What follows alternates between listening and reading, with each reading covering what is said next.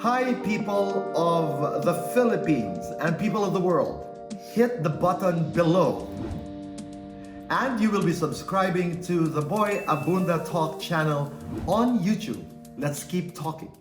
Infinite Monkeys and the Boy Abunda Talk channel, in partnership with Lani Abunda Amasa, Thor P. Santos, Michael Alan Sikat, Boy Abunda, and Boy So present. Legalization of marijuana, Same-sex marriage, yes or no? divorce, yes or no? Mahalaga ba ang pagsali sa debate? Isang kandidato sa Senate or Senado?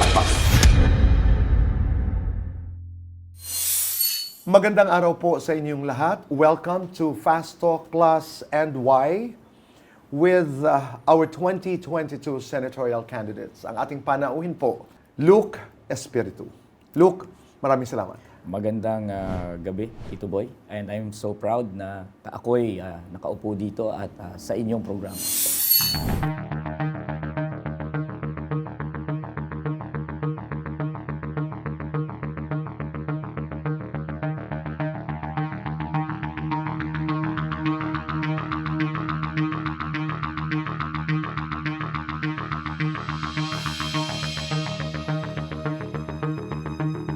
Kumusta ang buhay kampanya?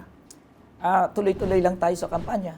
Tuloy-tuloy lang din sa pakikipag-usap sa mga manggagawa at sa mga maralita. Lahat sectors pinupuntahan namin. Ang kampanya namin is non-trapo, Tito Boy. So, doon hindi kami big assemblies, but we really go and dialogue with the masses. Gusto ko yun. Pag sinabi mong non-trapo, exactly what is it? It means wala kaming bilyon. And we don't use the tactics and the ways of those with billions of pesos. Hindi kami nagko-compromise sa mga trapo for political gain. We go by our principles. And whatever ang strength and weakness nun ay tinatanggap namin. And we'll try to overcome our weaknesses. And you make use of our strength. It is also a campaign, Tito Boy, that strives to raise consciousness. At the same time that it is a campaign to win. And we do have the hope that later on, the non-trapo type will be the more acceptable type of campaigning in our country because progressive politics later on will become the dominant political discourse in our country. On the ground, ano ang look nito? Bahay-bahay, small assemblies? Struggles of those that are in the bottom. Struggles of the workers.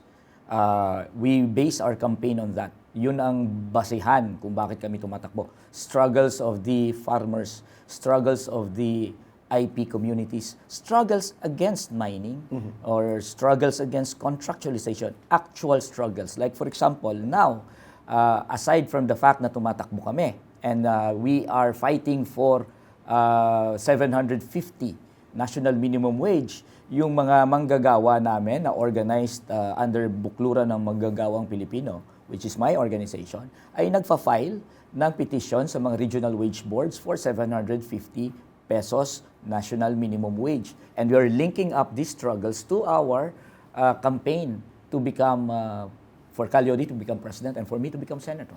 Napag-usapan din namin yan ni Calyodi nung kami nabigyan ng pagkakataon. You're up against 63 other candidates. What are your chances, Luke? Like, there are some promising results. My awareness has has doubled. Those people who will be voting for me, compared to the February figures, it increased fourfold. So there is momentum in the trend because of our message. We present real and direct solutions to poverty. We are non-trapo. And at the same time, we make a steadfast defense of our democratic rights. And I think many people relate to those struggles or relate to those issues. And so, merong trend na nag-i-increase ako ngayon. And I hope it will be enough until May 9, 2022. I still have 1 month. So kung ano man ang aabutin yan, saan namin we intend to increase yung awareness and yung voting percentage And hope na aabutin natin ang May 9, 2022. What separates you from the other candidates?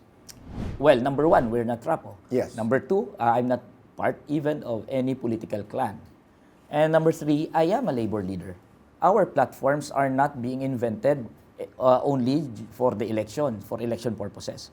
Others would have to formulate before the elections what they would say about the workers, what they would say about the urban poor, or what they would say about the environment. We spend our lives fighting for the same platforms that we are now presenting before the Filipino people. I am a labor leader, I've been a labor leader, and when I say that we will abolish all manpower agencies, that's not mere talk, not mere promise, because I go into the picket line, I sleep in the picket lines, facing risk of being arrested, detained. I've been doing that. So when we talk about 750 national minimum wage, we have been fighting for that for several years. So this is already part of who we are. So that makes us different from the other candidates. Okay. Maraming salamat, Luke. Ngayon naman ay uumpisahan na natin ang ating fast talk. Legalization of marijuana, payag ka ba? Oo, hindi at bakit? At this point, medical marijuana, payag ako. Because marami yan na acceptable na yan sa ibang bansa, and it could really help in treating certain illnesses. Same-sex marriage, yes or no? Why? Yes, ako ay payag na payag sa same-sex marriage dahil ang ating LGBTQIA community ay yung kanilang relasyon, totoong relasyon yan. Hindi yan peke. At hindi natin pwedeng sabihin na ididikta namin sa inyo na kayo ay hindi pwedeng magsama when in fact, de facto, ay nagsasama yan at totoong relasyon nila. And we have to give legal recognition to that. And we have to move on and accept na ang tao ay hindi lang straight man and straight woman, na merong LGBTQIA na umiiral sa mundong ibabaw. Nuclear energy, yes, no, why? No, maduming enerhiya yan at hindi yan magpapababa ng presyo ng kuryente. Saan tayo kukuha ng uranium? Tapos saan natin itatapon ang radioactive waste na talagang kailangan natin gastusan yung pagtatapon yan, pag-i-insure na hindi yan kumakalat. And kung ang ibang bansa nga tulad ng Japan at yung dating USSR na modernong bansa, technologically advanced, nagkaroon pa ng nuclear meltdown. Tapos dito sa Pilipinas na ganito ang problema natin, pagdating sa ating pag-gobyerno, mamimaintain ba natin yan na safe sa ating mga kababayan? Department of OFW, good or bad, and why? Good. Kasi ang OFW natin, yan ay nagsasalba sa ating bansa, sa mga remittances nila. Pero wala silang representation na specialized na departamento sa ating gobyerno upang mapangangalagaan ang kanilang interest. Yung pangangalaga sa interest ng ating OFW ay divided into several agencies. Meron kang OWA, meron kang DFA, meron kang Department of Labor. It's high time that we integrate the functions of these offices and become specialized doon sa concerns and needs ng ating OFW sa ibang bansa. Divorce, yes, no, why? Yes, I am for divorce. Again, hindi natin mapagkakaila na hindi ideal lahat ng relasyon. Merong loveless relationships, merong abusive relationships, at hindi rin natin mapagkakaila na naghihiwalay ang mag-asawa. And kapag naghiwalay sila, ang marriage tie hindi natin papayagan na putulin. Anong resulta niyan sa kababaihan? Hindi pwedeng mag-move on ang kababaihan natin upang magkaroon ng mas healthy, loving na relasyon. At anong resulta? Hindi rin yan nakakabuti sa mga anak because, growing up under an abusive or unhealthy relationship, makakaapekto rin sa kanila. I go for divorce. We must cut the legal tie and free our women. Federalism or unitary presidential form of government, why? I do not think that the question is important at this point. What is important right now is that our political system, whether it will be federal or unitary, our political system is monopolized by an elite class. and manifested in the trapo type of rule. And if we want reform in our political life in the Philippines, then we must do away with trapo rule, reject trapo rule, reject elite governance, and democratize our political process. Allow Pogo operations to continue in the country, yes or no, and why? No, there is nothing that we benefit from it. It is gambling, it promotes vice, and in fact, it brings in foreign activities here in the Philippines that, wala naman tayo nakikita, nahihita, na nakakatulong sa ating mga mahihirap na kababayan. Basta ginawa lang natin ang ating bansa na site ng kanilang gambling activities, and in fact, money laundering by criminal syndicates abroad, dito natin wini-welcome. So, I'm not in favor of Pogo. Election surveys condition people's minds, yes or no, why? Yes, it does. In a political environment wherein people have this mindset na kapag bumoto sila, sa konti ang bumoboto, masasayang ang kanilang boto, and election behavior is not in favor of people voting for principles, voting for candidates that represent their interest, but voting for candidates that are strong.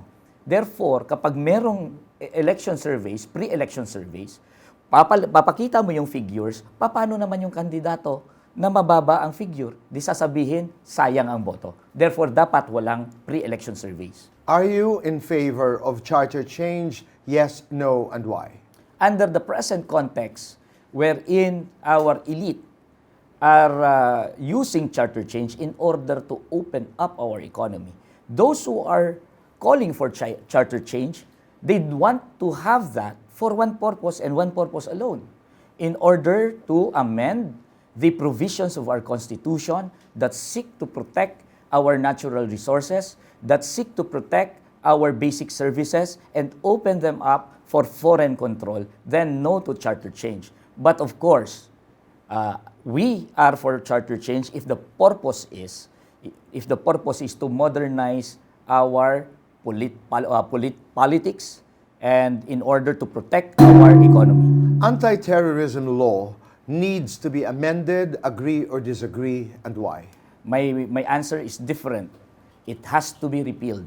The anti-terror law has no place in our democracy. Can you imagine, under the anti-terror law, you can be arrested without a warrant, without charges.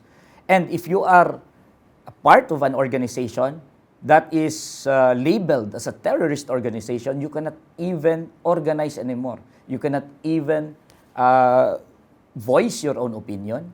And then the government can even do surveillance on you, on your laptop, cell phones, and gadgets. This is a draconian law. It belongs to the Nazi era. It doesn't belong to our democracy. It doesn't belong to the 21st century. Bilang senador, susuportahan mo ba ang isang bill na nag-aamyenda sa batas na nagbabawal ng substitution by withdrawal ng mga kandidato sa eleksyon, oo, hindi at bakit? Qualified again, because the substitution by withdrawal is actually intended to strengthen our party system. Kung partido ka, it is no longer important kung sino yung kandidato na tumatakbo sa bawat posisyon. If there is party democracy, the political party can say, hindi na ikaw ang patatakbuhin namin bilang representative, ito na ang patatakbuhin namin, magpapasubstitute kami. So for that reason, I still go for the present setup na pwedeng mag-substitute. Why? The only reason why is because we are a genuine political party.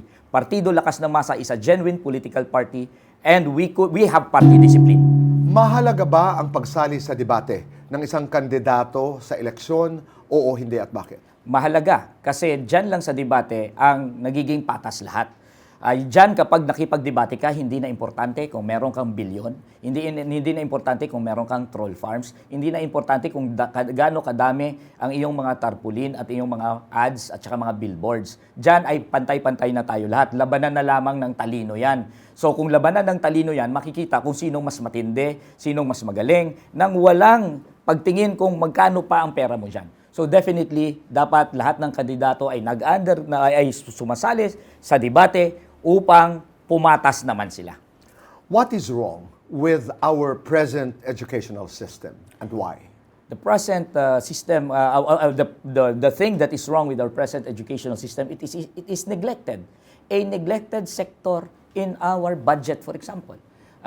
The Constitution states that it should be given the highest budgetary allocation. But then, the highest budgetary allocation is given to debt servicing. So, anong mangyayari? Di babagsak ang quality ng education mo kasi hindi mo binibigyan ng tamang budget allocation. At ano pang mangyayari? Ang education mo hindi relevant sa needs ng Philippine society, sa developmental needs ng iyong bansa. Ang nangyayari, ang education ngayon ay just in order to train future workers. So, those are the things na problema. Philippine political polarization is predatory, almost cannibalistic. Agree, disagree, why? I disagree even with the question. Yung polarization is not the right type of polarization because the polarization in our country is polarization between two different factions of the elite.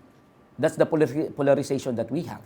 But polarization in itself, political polarization, if it is about polarization between the elite class and the working class, that is good because we need class struggle in our country, in Philippine society. The reason why immature ang resulta ng ating electoral exercise, people judging not based on their own class kasi walang class interest. Therefore, mas maganda ang polarization between classes. Will you support a bill banning candidates facing charges from running in the elections? Yes or no, and why? No. Kami ang mas mahirapan yan. Bakit? Kaming mga kandidato, mula sa baba, pwede kaming imbentuhan ng charges. Sa konteksto na meron tayong red tagging, at kapag ikay lumalaban para sa interes ng mga manggagawa, ng mga basic sectors natin, kinikriminalize ang iyong activities. Buti sana kung ano-anong charges. Charges, murder. Kakasuhan ka ng murder. Illegal possession of firearm. Meron pang anti-terror law. Di kakasuhan kang gagawin kang terorista. Ang nanganganib sa mga criminal charges ay kami. While yung mga mayayaman, na-acquit. So, no, I disagree with using that as a qualification for our candidates. Party list system, is it an effective means to prevent traditional elitist politics? Yes or no, why? At present, the present case, hindi. Kasi ang nangyari is kung sino-sino na lang ang pwedeng maging party list. Wala na talaga yung totoong meaning ng party list which is to represent the marginalized. Ang nangyari is kung anong interest group na lang, ano na lang ang maging advocacy group ka na lang, whether advocacy mo ay para sa mga sabungero, para sa mga agimat or kung ano-ano ng mga kalokohan sa party list system na yan. And dahil dyan, pinapasukan na yan ng mga trapo at mga elite upang magkaroon ng congressman sa mga political clans na yan, not through the district representation, kundi sa party list type of representation. Cheating happens during elections, yes or no, why? Ay, kailangan pa bang i-memorize yan, Tito Boy? Cheating does happen in Philippine elections because of the type of political system that we have. There's no real democracy in the sense na hawak na mga moneyed few, hawak na mga elite ang ating pampolitikang buhay dito sa Pilipinas. And therefore, if you have that, mga guns, goons, and gold, that's the cause and the root cause of cheating. So it does happen. Senate investigations are a waste of public funds. Agree, disagree, why? No, Senate investigations are very important. In fact, it is informative. Lalong-lalo na sa Farmally. Informative siya na nangyayari ang korupsyon, paggamit ng ating COVID funds na inutang, tapos bilyon-bilyon lang ang ginamit to line up the pockets of several people na tied sa ating presidente. It is very important, it exposes corruption, and yan na nga lang ang ating pwedeng gawing para pampatas na maging accountable kahit papano in a limited way, maging accountable ang ating mga public officials. Allow, disallow Philippines-China joint exploration in the West Philippine Sea. Why? Disallow because China has violated our exclusive economic zone and it has violated our territorial waters. Why would you go into joint exploration with China na hindi nirerespeto ang arbitral ruling, hindi nirerespeto ang exclusive economic zone natin, hindi nirerespeto ang ating sovereignty? Will you do that with someone who does, who abuses and exploits you and even gumagamit ng strong arm tactics against you? Pinapalayas ang ating mga mangingisda, hindi nakakapaghanap buhay ang ating mangingisda dahil sila ay pinapalayas doon sa kanilang fishing grounds. So no to joint RP China exploration. Pinalad kang manalo bilang senador at ikay membro na ng Senate. Would you want to be Senate President? Yes, no, bakit? Yes, because I would like yung mga pieces of legislation that will protect our workers, our farmers, and yung mga maralita natin, those that are merely yung naghahanap buhay lang upang mabuhay ang kanilang pamilya, proteksyonan ang kanilang hanap buhay. And I want legislation that is for the majority of the people, at yung majority of our people are the basic sectors. And if being Senate President can be a way to push for legislation na pro-people at hindi pro-elite at pro-billionaire, then I would like to become Senate President. Look, what for you would be a practical solution to the problem of traffic and why? Mas public transportation. Ang problem natin dito sa Pilipinas, it is car-centric yung ating mga pulisiya dito. Mas nilalagyan natin ng mas malawak na highway, flyover. Bakit? Kasi dahil sa mga car owners. Samantalang, hindi yan makakasolve ng traffic. Kasi yun nga yung cause ng traffic eh. Yung lahat tayo bumibili ng sasakyan para for our own transportation. We have to develop mass transportation. And the government must really invest in that. It should be the government who should pave the way. Hindi niya iiwan sa mga private companies yung pagde-develop ng mass public transportation. Family scandal. Niloko ba talaga ang sambayan ng Pilipino? Yes or no, and why? Niloko. Nangungutang. Doon sa iba't ibang bansa, lumobo ang utang. Malaki ang budget para anong reason? Para sa ating COVID response. Tapos yun pala, merong mga ganyang mga overpricing na mga mura lang naman na mga ginagamit sa ating ospital. Bilyon-bilyon ang involved na ninakaw. Hindi makakapag-explain ang mga people involved doon sa investigation. Hindi nga makakapag-explain ang ating presidente. In fact, ang ating presidente ay gusto niyang i-whitewash at i-cover up yung investigasyon. Ito ay mga indikasyon ng panloloko. Pwede pa bang bumaba ang buwis ng mga empleyado? Oo, hindi, bakit? Pwedeng bumaba. Dapat babaan ang buwis ng mga empleyado. Dahil dapat ang ating taxation ay progressive. Ibig sabihin, ang tinatax mo ang mga mayayaman. Hindi ang mahihirap. Mas malaki ang tax ng mga bilyonaryo dapat. And if you tax our billionaires, you don't need to tax the ordinary people. You don't need to tax our ordinary employees. The problem is, hindi natin tinatax ang ating mga billionaire. In fact, under the train law and create, binawasan natin ang tax sa mga mayayaman. Binawasan ang corporate income tax. That's the reason why tinatax natin ang mga ordinaryong mamamayan. Kapag tinax natin ang mayayaman, mas mababawasan natin ang tax sa ordinaryong empleyado. Papapasukin mo ba sa bahay mo ang isang taong unvaccinated? Yes, no, bakit? Yes, kasi tao ako. 'Di ba? Kung hindi siya vaccinated, it doesn't mean na may COVID siya. But of course, bilang tao, hindi magkaroon ka na lang ng precaution sa iyong bahay para at least kung may risk man, ay ma-manage mo ang risk. Pero dahil tao ako, tao siyang pumasok, I will welcome a human being na pumunta sa aking bahay. Freedom of speech and press freedom come with the power to invent fake news. Agree or disagree? Why? No, I think the power to invent fake news violates freedom of speech and freedom of the press. It is being done by people with resources and money in order to manufacture fake consent, not real consent. when you spread fake news, you're actually concealing things from people for them to freely make known kung ano talaga ang kanilang reaction doon sa mga bagay-bagay na totoo. When you manufacture consent and give fake news, you actually tie their hands and blind them, and that is a violation of free speech. Ang social media ba, Luke, ay dapat i-regulate o i-censor? Bakit? I-regulate dun sa mga gumagamit ng social media in order to weaponize the social media against the people.